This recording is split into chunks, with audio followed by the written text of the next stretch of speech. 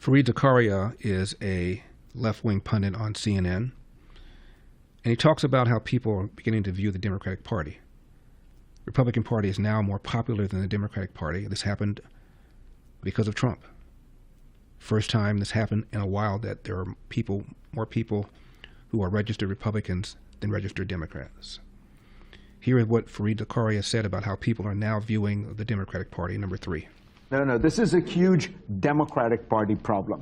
If you look at Democratic cities, they are terribly run. They have incredibly high taxes. It is impossible to build, so the cost of housing... Let me finish, I'll give you a chance. Cost of housing is crazy in places like New York and Chicago. If you look at Democratic states, you go to look at New York versus Florida, okay? Roughly the same population. The budget of New York State is twice that of Florida. What do they have? Streets paved with gold? I live in New York. I pay the highest taxes in New York. You get nothing for it. And I think that is the image people have of the Democratic Party. Lots of taxes, lots of regulation, but nothing gets done. Hey, and I live in L.A. Right.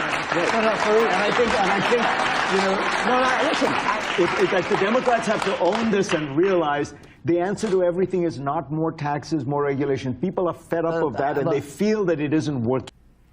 Now, this guy has routinely criticized President Trump. He is a left-wing pundit and professor on CNN, and here he is apparently waking up and smelling the coffee. Now, Trump is often criticized for slamming the media, calling them fake news, popularizing that expression, fake news.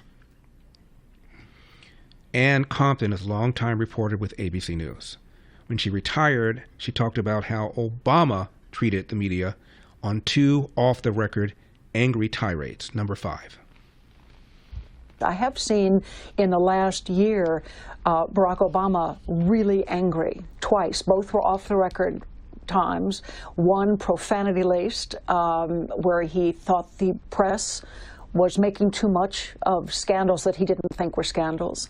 Another where he took us to task for not understanding the limits he has with foreign policy and the way he's dealing with the Middle East and Iraq and Afghanistan.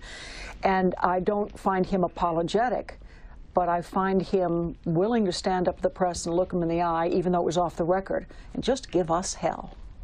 Does he have a point? From his point of view, he may, but we cover what we are allowed to cover. And when policy decisions and presidents are inaccessible and don't take questions from the press on a regular basis, I think they reap what they sow. She said he unleashed on them in an angry, profanity-laced tirade. Now think about this. Donald Trump's coverage, ABC, NBC, CBS, has been well over 90% negative. What kind of coverage did ABC, NBC, CBS give Barack Obama? Almost uncritical. They loved him. They loved on him. They practically licked him to death. And here he is ticked off about their coverage of him when it could not have been more flattering. So he got angry. Can you imagine how Trump must feel? Russia nonsense. Hunter Biden laptop story had all the hallmarks of Russian disinformation.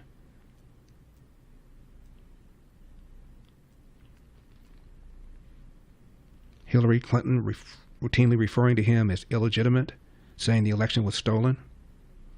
No pushback, no angry, nobody accused her of undermining the foundations of our republic.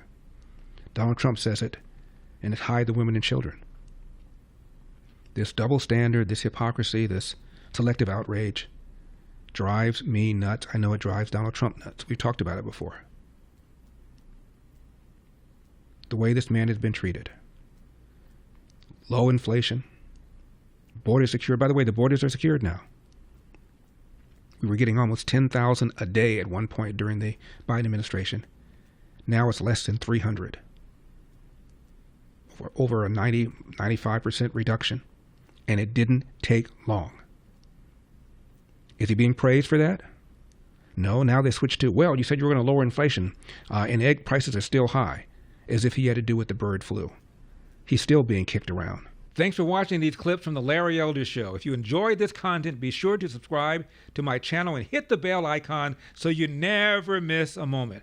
More thought-provoking discussions are just a click away, so stay tuned, and we'll see you in the next one.